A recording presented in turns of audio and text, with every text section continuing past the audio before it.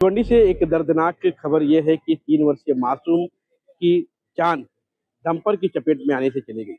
दरअसल पूरा मामला भिवंडी के गायत्री नगर स्थित रामनगर डंपिंग ग्राउंड की है, जहां पर एक मासूम बच्ची जिसका नाम सनाया शाह बताया गया है, ये खेल रही थी। इसी बीच एक डंपर जो कि रिवर्स उसका ड्राइवर जो है गाड़ी को रिवर्स ले रहा था, इसी बीच डंपर की चपेट में आने से उस मासूम बच्ची की जान चली गई। विशेष तौर पर आपको बता दें कि इस बच्ची के जान जाने के बाद वहां पर स्थानीयों का गुस्सा फूटा और उन्होंने आग के हवाले 2 डंपर को कर दिया और यहाँ पर एक कार्यालय था, उस कार्यालय को भी पूरी तरह से जला दिया।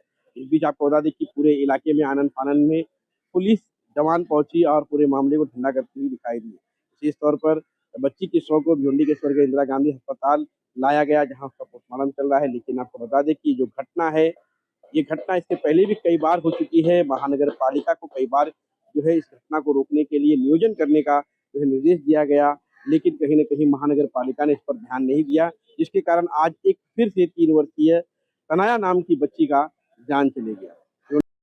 आपको कब पता चला एक्सीडेंट के बारे में और आपने क्या किया? मैं 12 बजे पता चला तो उसको दवाखाना लेके आया। एक्सीडेंट कैसे हुआ? वो डंपर के राउंड किया डंपर। कौन सा नंबर? अब ये नंबर नहीं मालूम मेरे को, मैं नहीं उसको बच्ची के लेके चले आया। नंबर जो था वो किस लिए काम आता था? वो कचरा गिराने जाता गाड़ी। हाँ, बच्ची का नाम क्या है? सनाया। उम्र कितनी है बच्ची की? 3 साल। आप क्या लगता है बच्ची को? तो मेरे को सबसे पहले फ़ोन आया था कि एक एक्सीडेंट हुआ है उधर, तो मैं पहले उधर जाके देखा। तो जाने के बाद वो पहले ले चुके थे, दवाखाना लेके गए थे। उसके बाद में मैंने पूछताछ की तो मेरे को बोले कि थोड़ा मार लगा है और वो घर वाले की मांगनी है कि प्राइवेट में लेके जाओ, और वो जिसने ठोका है वो प्राइवेट में लेके जाने के लिए तैयार है। इसके लिए मैं फिर वापस घर पे गया तो थोड़ी देर में मेरे को वापस कॉल आया कि वो एक्सपायर हो गई।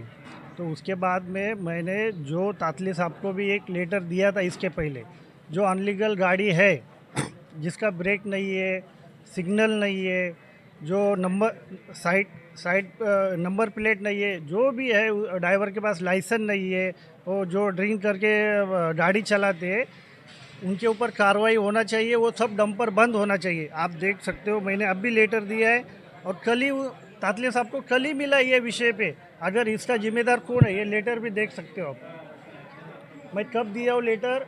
ये 11 तारीख को लेटर दिया है, 11/5 को, लेकिन इसके ऊपर कोई कार्रवाई नहीं हुआ है। हमारा काम तो हम जिम्मेदारी से कर रहे, लेकिन जो अधिकारी है उनका काम करना चाहिए, वो कोई नहीं कर रहा है। आपने देखा है कि रईस भाई ने भी ये मुद्दे के ऊपर आवाज़ उठाया है कि साफ़ सफाई के ऊपर कितना खर्चा होता है। इतना खर्चा होता है 2 करोड़ 30 लाख के आसपास साफ़ सफाई के ऊपर महीने का खर्चा होता है, लेकिन इसका कोई फ़ायदा नहीं, खाली लूट मार चालू है। ये सब बंद होना चाहिए और जो लड़की के साथ ये इतना बड़ा हादसा हुआ है उसको न्याय मिलना चाहिए, यही हमारी मांग है। स्कूल के सामने एक्सीडेंट हुआ है।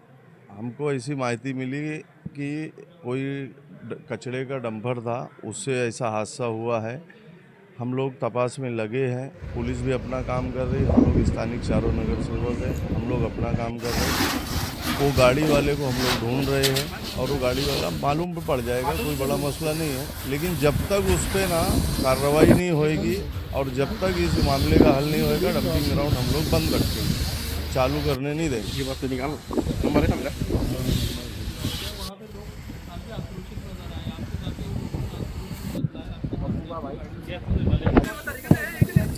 मेरी गाड़ी रोक के मेरे ऊपर आक्रोश नहीं दिखाया, क्योंकि मैं भी स्थानिक हूँ, वहीं का हूँ।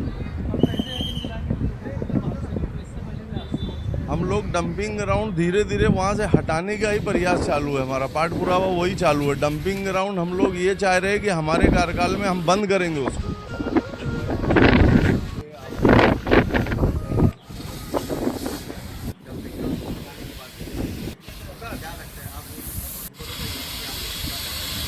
देखो, मैं गए 5-6 साल से इसका मैं पाठ पुरावा कर रहा हूँ। जहाँ तक मैंने देखा है प्रशासन ना बहुत सोया हुआ है। जबकि ऐसे कुछ हादसे होते हैं तो उनको अंदर ही अंदर दबा के उसको वो लोग ऊपर से सब निपटा के, मतलब गरीब लोगों को लालच दे के पैसा दे के FIR लॉन्च नहीं होने देते हैं। और उनको एक दबाव बनाते हैं उनके ऊपर कि तुम एफआईआर करोगे तो तुमको कोर्ट कचहरी चलना पड़ेगा, ये वो, तो उससे लोग डर जाते हैं। और फिर उसमें ना कि एक ढीला हो जाता है पूरा मामला और फिर सब दब जाता है। कॉरपोरेशन जो है ना अपना मनमानी कारोबार चालू करती है। जैसे कि अभी हम लोगों ने चारों नगर सेवक जो है मेरे साथी लोग, उन्होंने मांग की है कि तुम्हारा जितना भी गाड़ी चल रहा है कॉन्ट्रैक्ट बेस पे, उसका डिटेल हमको चाहिए। उनमें कितने गाड़ियों के पेपर क्लियर है, कितने गाड़ियों का इंश्योरेंस है, कितने गाड़ी पे जो ड्राइवर से उनके लाइसेंस है, वो नशा नहीं करते, उसकी पूरी डिटेल मांगी है। कब की डिटेल मांगी है, लेकिन अभी तक कॉरपोरेशन ने उसकी डिटेल हमको दी नहीं है। और दूसरी बात कि आज मुझे पता चला कि जो ड्राइवर है वहाँ पे गाड़ी खड़ा करके वो दारू का पीने के लिए ही गया था, इसलिए वो हादसा। मतलब ऐसे कितने सारे लोगों के ड्राइवर है, कॉन्ट्रैक्टर लोगों के ड्राइवर जो है वो दारू पी के वहाँ पे गाड़ी चलाते हैं। अभी पिछले बार भी एक हादसा हुआ था जिसमें वो घर में डंपर घुसा था, एक बार पीछे हुआ था उसमें कारखाने में डंपर घुसा था। लेकिन क्या है ना, कोई एफआईआर करने के लिए आगे आता है ना तो उनको दबाया जाता है। लेकिन इस बार हम चाहते हैं ये एफआईआर लॉन्च हो और कार्रवाई हो। और इस बार जनता को भी मैं आह्वान करूँगा कि इस बार कुछ भी हो जाए, डंपिंग किसी हालत में चालू नहीं होगा। और ये सब चारों नगर सेवक का उनको साथ रहेगा। और मैं जिस तरीके से पाठ पुरावा करते आया हूँ उसी तरीके से अभी मैं कॉरपोरेशन के पीछे पड़ूंगा।